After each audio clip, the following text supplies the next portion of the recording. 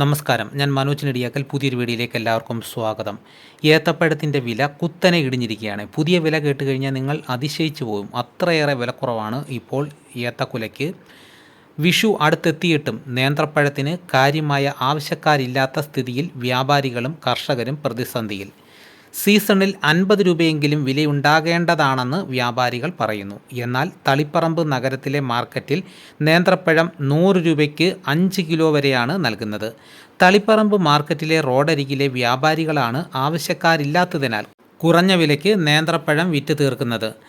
വെളിച്ചെണ്ണയ്ക്ക് വില വർദ്ധിച്ചതോടെ ചിപ്സ് വിപണിയിലുണ്ടായ മാന്ദ്യമാണ് ഒരു കാരണം.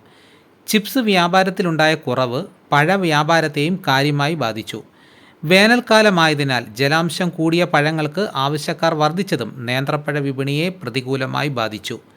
തണ്ണിമത്തൻ, ഓറഞ്ച്, പൈനാപ്പിൾ തുടങ്ങിയ ജലാംശം കൂടുതൽ അടങ്ങിയ പഴങ്ങൾക്കാണ് ആവശ്യക്കാർ ഏറെയുള്ളത്. കിലോയ്ക്ക് 37 മുതൽ 40 രൂപ വിലയിട്ടാണ് മൊത്ത വിതരണക്കാർ നൽകുന്നത്. പഴുത്ത പഴത്തിന് 40 രൂപയിട്ടും മൊത്ത വിതരണക്കാർ നൽകുന്നുണ്ട്. 45 രൂപ വരെയാണ് ചില്ലറ വിൽപ്പനക്കാർ വാങ്ങുന്നത്. കൃഷിക്കായി ഇറക്കിയ മുടക്കുമുതൽ പോലും ലഭിക്കാത്ത അവസ്ഥയാണ് കർഷകർക്ക്. ഉൽപ്പാദനം കൂടിയതോടെ 1 കിലോയ്ക്ക് ലഭിക്കുന്നത് 18 രൂപ മുതൽ 20 രൂപ വരെ മാത്രം. ചിലപ്പോൾ കുറഞ്ഞ വിലയിലും കായ വിൽക്കേണ്ടി വരുന്നുണ്ട്. സെക്കൻഡ്, തേർഡ് എന്ന് പറഞ്ഞ് കുല തരംതിരിച്ച് വില കുറയ്ക്കുന്നതും പതിവാണ്. വിപണിയിൽ ഡിമാൻഡ് ഇല്ലാതായതും അപ്രതീക്ഷിത വിലയിടിവും കർഷകരുടെ നിലനിൽപ്പ് ചോദ്യം ചെയ്യുകയാണ്. ഒരു വാഴയ്ക്ക് 350 രൂപ. നേന്ത്രവാഴ വച്ച് പരിപാലിച്ച് വിളവെടുക്കാൻ ചുരുങ്ങിയത് 350 രൂപ വേണം. വനമൃഗശല്യവും കാലാവസ്ഥാ വ്യതിയാനവും അതിജീവിച്ചാണ് കൃഷി പരിപാലനം.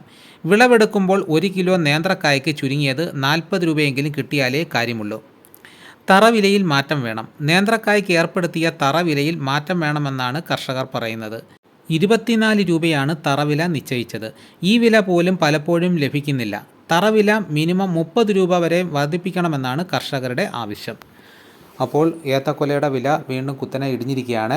ഇതോടുകൂടി വീഡിയോയുടെ പൂർണ്ണമാകുന്നു. എല്ലാവരും ലൈക്ക് ചെയ്ത് സപ്പോർട്ട് ചെയ്യണം. ആദ്യമായിട്ടാണ് ഈ ചാനൽ കാണുന്നതെങ്കിൽ സബ്സ്ക്രൈബ് ചെയ്യാൻ മറക്കരുത്. നിങ്ങളുടെ അഭിപ്രായങ്ങൾ കമൻറ്റായിട്ട് രേഖപ്പെടുത്തണം. ഈ വീഡിയോ എല്ലാവർക്കും ഒന്ന് ഷെയർ ചെയ്ത് കൊടുക്കണം. മറ്റൊരു വീഡിയോ ഉടനെ എത്താം. എല്ലാവർക്കും എൻ്റെ നന്ദി.